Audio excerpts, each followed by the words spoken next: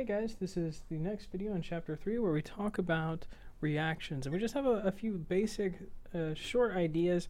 We're going to start with balancing, and then we're going to talk about the different types of reactions that are listed in chapter 3. So to start, I want to talk a little bit about balancing. Now if we look at a reaction and we keep into account the law of conservation of mass, remember in normal chemical reactions mass is conserved, we can see that a reaction like this doesn't really make sense, right?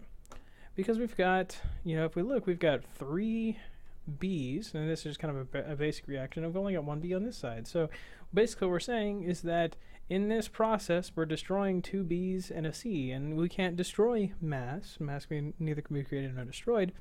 So that's why we have to balance these things. We have to balance these reactions. And so if we do that, what it's going to look like is something like this, where we have multiple molecules reacting together simultaneously. So here we've got 2 of these molecules, 6 B's total, and this diatomic C2, whatever it is. We make 2 of these ACs and 6 individual B's. But if we look, we've got on the left side, we've got 2 A's, 6 B's, and 2 C's. And if we look on this side, we've got 2 A's, 6 B's, and 2 C's. These have to be equal. What's on the reactant side must be equivalent to what's on the product side, or else it's not balanced. And you either wrote down the reaction wrong, which you will have to practice because sometimes that happens, or it's not completely balanced. Let's take a look at a couple examples with real reactions. So I have a process that I go through whenever I balance reactions.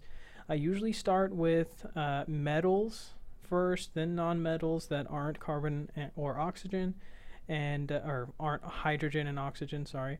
And then I go to hydrogen and oxygen if I need to, and leave any monatomic elements till the very end.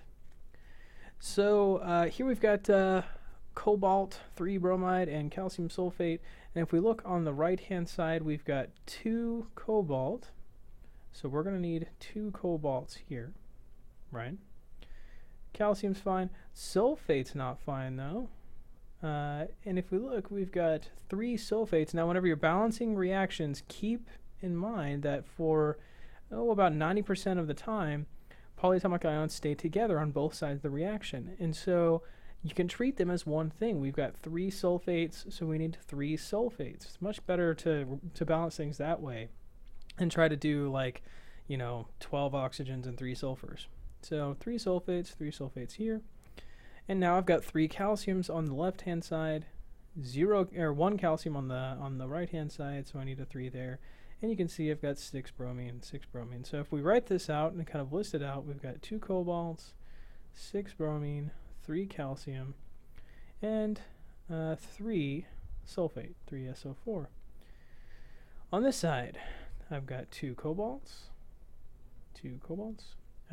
6 bromine, 3 calcium, and 3 sulfate. So again, you have to make sure these things are equal. So this is a balanced equation. 2, 3, 3, and leave this guy alone. Now for this one, what I'm going to do is I'm going to start with hydrogen, probably, or iodine. Now, I know that I've got 2 hydrogens here, so if I multiply this by 2, it's still not going to get me the 3 I need. You notice we have an even number here and an odd number here, so looking at this, I understand that I can't make these 2 equal, because if I put a 3 here to balance the iodine, I can't make this 3 this way. So what I can do is I can start with multiplying this guy by 2. Now if I do that, I'm going to need 2 manganese. I'm going to need 6 hydrogen here, or 6 iodine, and I can balance that out with 3 hydrogen. Notice that I still don't have any common denominator here, and so I don't have to divide it. If I were to say this was 4, 12, 6, and 4, they would all be divisible by 2, and I'd have to divide by 2. Make sure that when you balance all of your coefficients, that's what these guys are in the lowest denominator, lowest common factor. And if I check, I've got 2 manganese, 6 hydrogen, 6 iodine, and 6 iodine. So I know it's balanced. Everything on the left equals everything on the right. Now notice I don't change anything with the reaction other than the coefficients.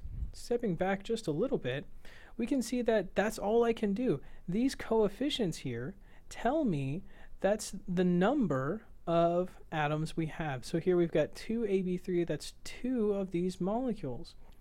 I can't change Ab3 because that would change the molecule itself, and then we wouldn't have a reaction occurring like we want.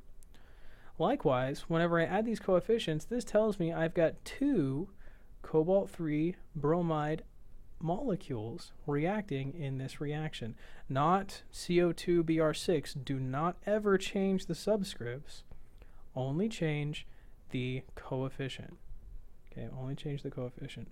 Because that's just telling me I need a number of different molecules.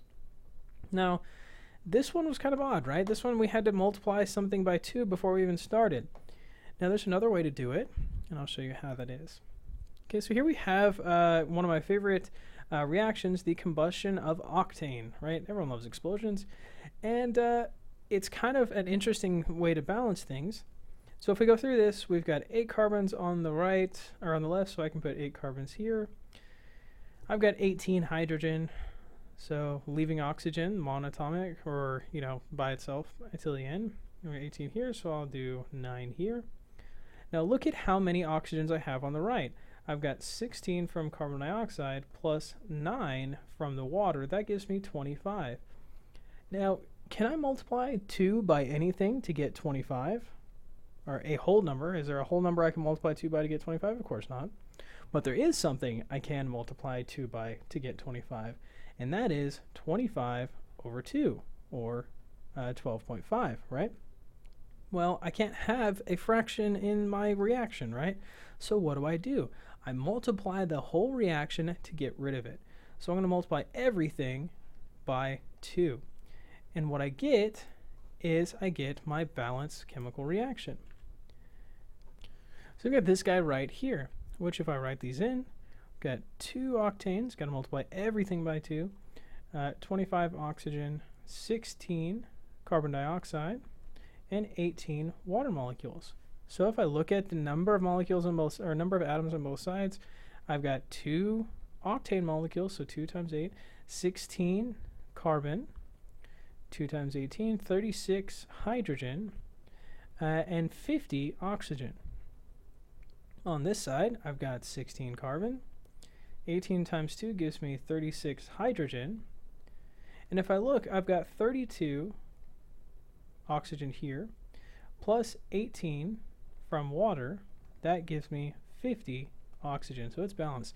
So this is a very handy way to balance things that are difficult to balance. You know, if you get stuck and can't multiply things in, go ahead and throw the fraction in there. Go ahead and throw whatever fraction you need to get a balanced chemical equation, and then go back and multiply by a factor, multiply by whatever integer you need to get rid of those fractions. So that's a trick that you can use to help you balance equations if you need to. So the last little bit that we need to talk about with regards to reactions are the different types of reactions that we have in Chapter 3. Now there's 3 very specific types of reactions. We'll actually talk about a whole lot more. We'll talk about 6 more in Chapter 4 for a total of 9 different types of reactions. But this is based on the reaction activity, what happens. So in this first example, we've got 2 reactants becoming 1 product. So 2 or more reactants becoming 1 product, that is combination or synthesis. Sometimes you'll hear it called synthesis. That's fine too. Combination.